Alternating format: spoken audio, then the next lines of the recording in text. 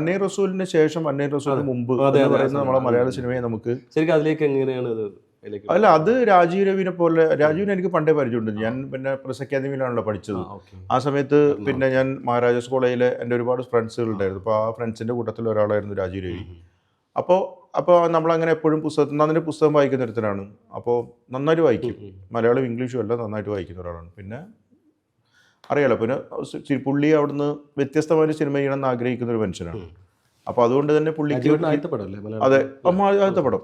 അപ്പോൾ പുള്ളി തന്നെ പറഞ്ഞു നമുക്ക് വ്യത്യസ്തമായിട്ട് ചെയ്യണം. അപ്പോൾ എന്നോട് പറഞ്ഞത് ഇപ്പോൾ സിനിമകളിൽ ഇല്ലാത്ത കൾച്ചറാണ്, കൾച്ചർ, കൾച്ചറിൽ ഭാഷയെല്ലാം പെടും. അപ്പോൾ അതിൻ്റെ എല്ലാ സാധനങ്ങളും അതിനകത്തേക്ക് വേണം എന്ന് പറഞ്ഞിട്ടാണ് ഞാൻ അവിടെ കംപ്ലീറ്റ് തെണ്ടി നടന്ന് അവിടുത്തെ പാട്ടും ഈ പറയുന്ന അതിൻ്റെ കൾച്ചറും എല്ലാം കൂടി 250 സീൻ എഴുതി. 250 സീൻ സിനിമക്ക് വേണ്ട. പിന്നെ അതിൽ നിന്ന് പിന്നെ നമ്മൾ കട്ട് ചെയ്ത് എടുത്തിട്ടാണ് ഒരു 141 സീനുണ്ട്. 140 അത് കുഞ്ഞു കുഞ്ഞു സീൻസാണ്. അത് ആ ഡയറക്ടറുടെ സിനിമ ആയതുകൊണ്ടാണ്. ആ ടൈപ്പ് ചെറുത് ചെയ്തായിരിക്കും. അപ്പോൾ അത് ഭയങ്കര എക്സ്പീരിയൻസ് ആയിരുന്നു. അത് ശരിക്കും പറഞ്ഞാൽ സിനിമ സമൂഹത്തിൻ്റെ അകത്തേക്ക് കയറിയിട്ടാണ് കളിക്കുന്നത്. തിയേറ്ററിൽ ഇരിക്കുമ്പോൾ നമ്മൾ തെരുവിലിരിക്കുന്ന പോലെയുള്ള ഫീല് വരും. പിന്നെ എല്ലാ കഥാപാത്രവും എത്ര ആൾക്കാർ ഇപ്പം ഇന്ന് രക്ഷപ്പെട്ടു, അതിൽ വന്ന ആൾക്കാരാണ് മൊത്തം ഉള്ളത്. അപ്പോൾ അങ്ങനെ ഒരു ട്രെൻഡ് വന്നു.